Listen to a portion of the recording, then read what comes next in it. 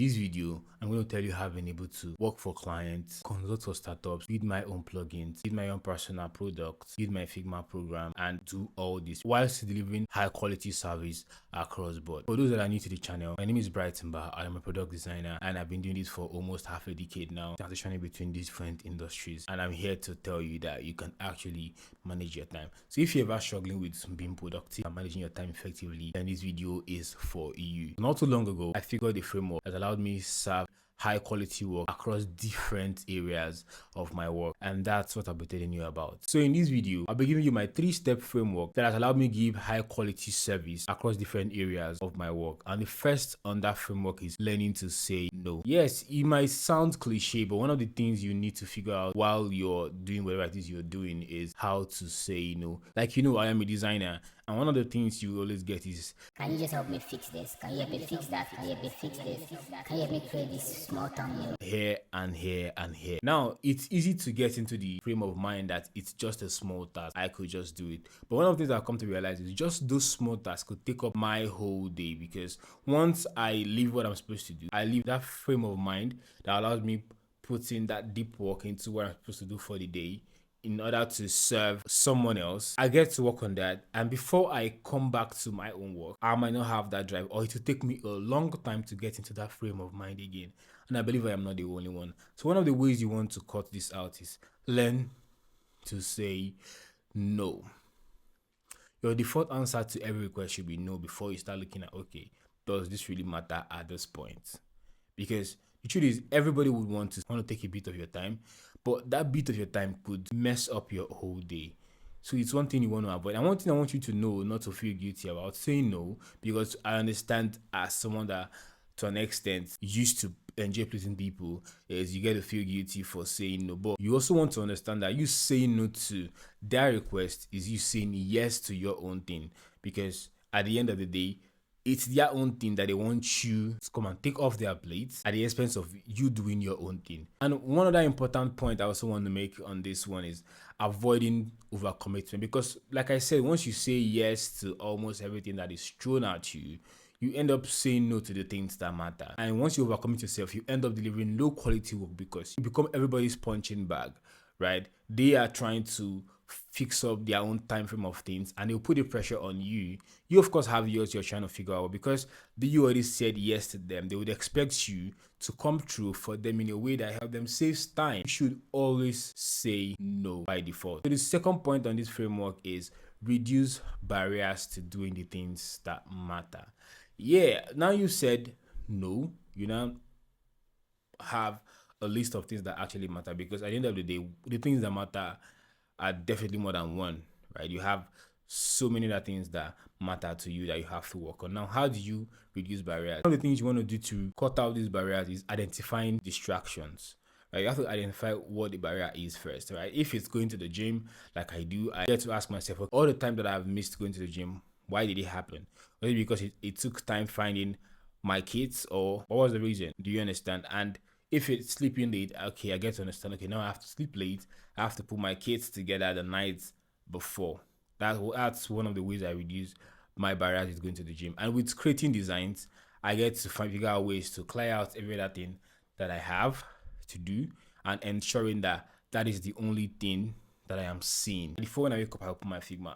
Do you understand? So going there and saying, okay, there's a file for this project and this is what I have to do now. That way there's no other way with which I would want to start something else, because this is what I am seeing at this point in time. And the next thing you want to look at is, of course, streamlining the process and creating a conducive environment for your work. Whatever it is you want to do, one of the ways you would achieve that, one of the ways you would get to do that without feeling the pressure or without getting off the rail is streamlining the process. For instance, like I said, I want to work on a particular project and I don't want to miss it. It could be probably flyers for my business or what have you. I will just create an empty blank. Of course, I have a Figma page that I create these designs. I open the page by default before going to sleep and creating a blank avatar. I don't have to do anything on the avatar. Do you understand? Or I could just put together some ideas I am thinking of at that time, because of course going to bed, I'm all worked up and it's easy to get of course, my head full, I could just put out some point on my Figma and leave it at that. So when I wake up, the first thing I'm saying is this. That way I've cut down whatever process I would have taken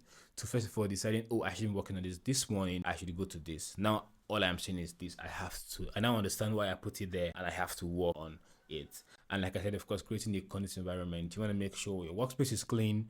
And because when it's not clean, of course, you get carried away with so many things your eyes are catching. And of course, it's easy to put your mind in the things that are taking your attention away, and you want to cut that completely. The final point in this framework is doing just one thing at a time. Yeah, now you've said no to the things that are distractions. You now have the things that you would say matter. And of course, you've reduced the barrier to doing those things, which means there are still other things. Now, how do you still serve quality across board? Doing just one. Now, how does this work? You want to make sure you do just one thing in a day. And let me give you an example. I'm currently working on a real estate app. Right, I am building my UI UX with Figma course. I am consulting for a client. Right, I am trying to build about 2 different plugins. I am working on a startup project, and of course I might close a deal anytime today or this weekend. Now imagine what it would look like having to clear up all this. Well, let me show you how I do it. Amongst all of these, there are probably 3 or 4 that are most important to me, and I do them only in a day. Now I work on average of 10 to 15 hours every day, right? Sometimes even more depending on how much task I have at hand. And I work every day, 7 days a week, right? I wake up at the same time every day.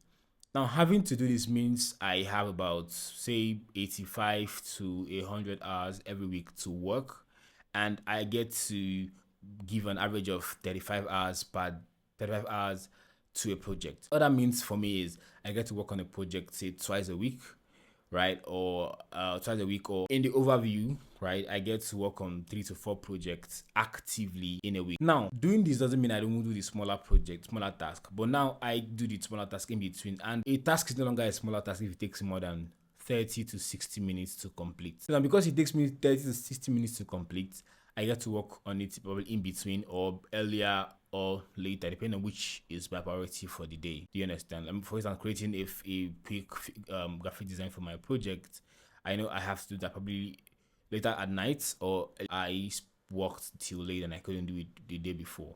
I got to work on it earlier because it has to be posted on that day. And for tasks that are not big tasks and of course take more than 30 to 60 minutes, I know I have to work on them at the end of work day. I'll try as much as possible to finish work as early as possible, say by because I start my day at say 4 a.m., 5 a.m.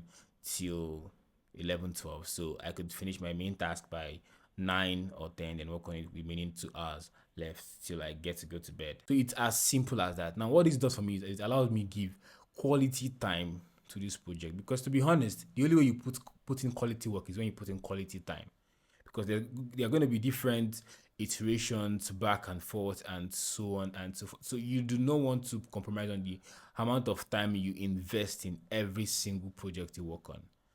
And so these are the ways I've been able to serve quality across board. So just to recap, like I said, there are 3 pointers in this framework. First is saying no to the things that don't matter. You don't have the things that matter. You get to clear up the barriers to doing these things. And next, you do only one thing at a time. That way you have to give quality time to every individual product. And that's how I've been able to handle all of this. So for instance, yesterday I worked on my course. I didn't do anything else except probably writing, which took me about 30 minutes to an hour plus to write on my newsletter. By the way, you guys should check it out. There's a link to that in my description. So you guys should check that out, right? I didn't do anything else aside my course. Now today I am mostly going to be recording throughout today till, because I have to work on my real estate app by tomorrow for a client actually. You see how I prioritize this. Now because I work every day, I now understand that even if I don't work on this task today, I'm gonna work on it tomorrow. There's nothing like weekend, because it's still the same day. I work without looking at the time. So this allowed me to push this framework as seamless as possible. So I advise you to give this a shot and let me know what you think. So if you watched till this point of the video, that means you're interested in how to deliver good work for your clients or for yourself. So I would recommend this video that I made on how to solve creative problems, right? So just check it out. And of course, if you're interested in how best you could manage your time, deliver good work, and become a better creative or a better designer, as it may be, so don't forget to drop in the comments whatever topic you'd want me to talk about. I'll see you next time. Cheers.